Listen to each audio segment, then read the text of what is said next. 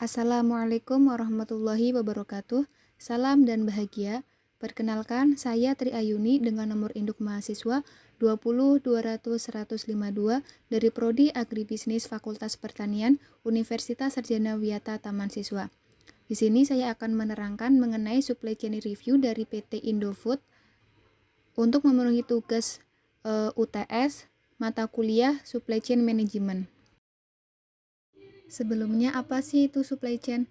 Supply chain atau biasa yang disebut manajemen rantai pasok adalah pengelolaan informasi, barang, dan jasa mulai dari pemasok paling awal sampai ke konsumen paling akhir dengan menggunakan pendekatan sistem yang terintegritas dengan tujuan yang sama. Menurut Said et al. Tahun 2006. Berikut terdapat bagian rancangan supply chain atau rantai pasok pada PT Indofood, di mana pada bagian tersebut sudah memenuhi kriteria supply chain atau rantai pasok pada PT Indofood.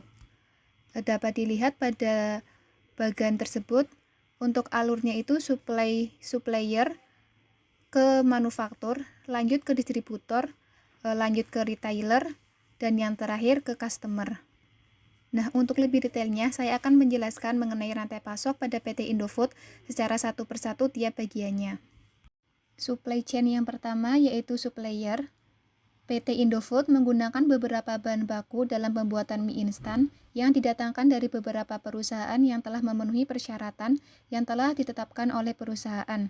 Adapun bahan baku utama tersebut adalah tepung terigu dan tepung tapioka, di mana untuk 3 jenis tepung terigu merupakan bahan utamanya. Yang pertama strong flour atau tepung keras cap cakra kemba, yang kedua medium flour tepung setengah keras cap segitiga biru, dan yang ketiga soft flour atau tepung lunak cap segitiga hijau.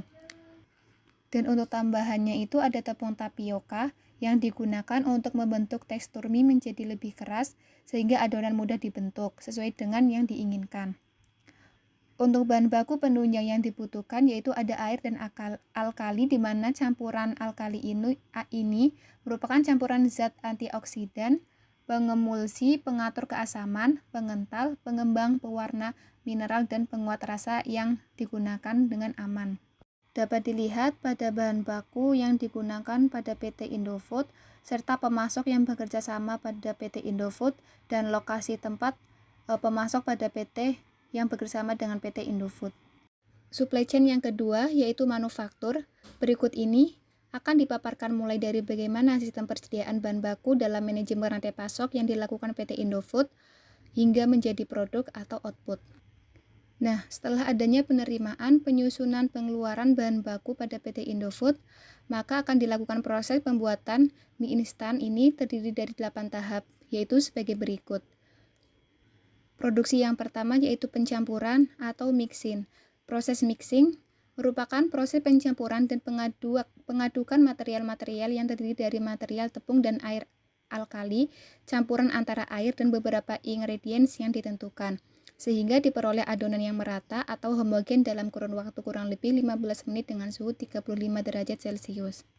Yang kedua, pengepresan atau pressing.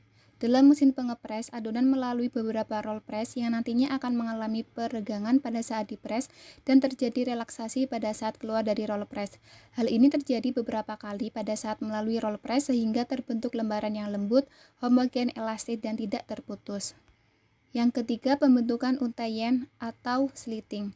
Proses pemotongan lembaran adonan menjadi untaian mie dan kemudian siap dibentuk gelombang mie dengan dilewatkan ke dalam suatu laluan berbentuk segi empat yang disebut waving net, sehingga terbentuk gelombang mie yang merata dan terbagi dalam beberapa jalur. Yang keempat, pengukusan atau streaming. Proses pengukusan untaian mie yang keluar dari sliter secara kontinu dengan menggunakan e-stream box atau mesin yang memiliki tekanan uap yang cukup tinggi dengan suhu tertentu. Dalam proses streaming ini akan terjadi proses gelatinisasi pati dan koagulasi gluten yang menyebabkan gelombang mie bersifat tetap dan memiliki tekstur lembut, lunak, elastis, dan terlindungi dari penyerapan minyak yang terlalu berlebih. Yang kelima ada pemotongan dan pencetakan atau cutting and folder. Pemotongan dan pencetakan adalah suatu proses pemotong jelajur mie pada ukuran tertentu dan melipat menjadi dua bagian sama panjang. Kemudian mendistribusikannya ke mangkok penggorengan dengan menggunakan alat berupa pisau yang berputar. Yang keenam, ada penggorengan atau frying. Proses penggorengan yakni suatu proses merapikan mie di dalam mangkok penggorengan, kemudian merendamnya di dalam media penghantar panas, dan dalam hal ini minyak oles atau minyak goreng pada suhu tertentu dalam waktu yang tertentu. Untuk tujuan dari proses penggorengan yakni untuk mengurangi kadar air dalam mie dan pemantapan pati tergelatinisasi dengan kadar air. Proses yang ketujuh yaitu pendinginan atau cooling. Ruangan pendingin mie yakni ruangan atau lorong yang terdiri dari sejumlah kipas untuk menghembuskan udara segar ke mie yang dilewatkan dalam ruangan tersebut. Dan proses produksi yang terakhir yaitu pengemasan atau packing. Pengemasan mie merupakan proses penyatuan dan pembungkusan mie, bumbu, minyak bumbu, dan solid ingredients lainnya dengan menggunakan etiket sesuai dengan standar yang telah ditetapkan. Tujuan dari proses pengemasan ini agar mie tidak mengalami penurunan mutu ketika sampai kepada konsumen. Supply chain yang ketiga yakni distributor. Dalam proses pendistribusiannya, PT Indofood ini melakukan proses yang kompleks, yakni melalui 3 tahap. Yang pertama, penjualan langsung, yaitu dilakukan oleh distributor resmi yang bekerja sama langsung dengan cabang Tangerang. Yang kedua, penjualan tidak langsung, yang meliputi wilayah pemasaran pedagang yang berada di wilayah Tangerang Utara, Tangerang Selatan, Serang Utara, dan Serang Selatan. Distributor akan mengirimkan langsung barang kepada grosir, pengecer, beberapa institusi yakni kantin, koperasi, hotel, maupun restoran. Dan yang ketiga yaitu lewat promosi melalui media cetak maupun elektronik.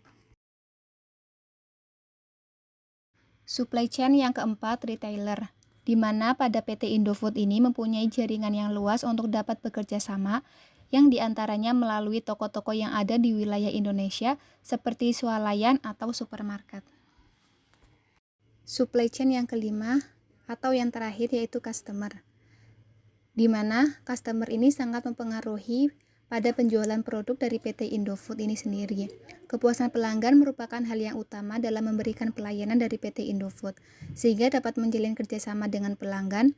Nah, PT Indofood juga mengikuti kebutuhan pelanggan atau konsumen agar dapat mengikuti keinginan yang diharapkan dengan pastinya membuat produk yang berkualitas dan aman. Demikian supply chain review dari PT Indofood. Untuk kurangnya saya mohon maaf.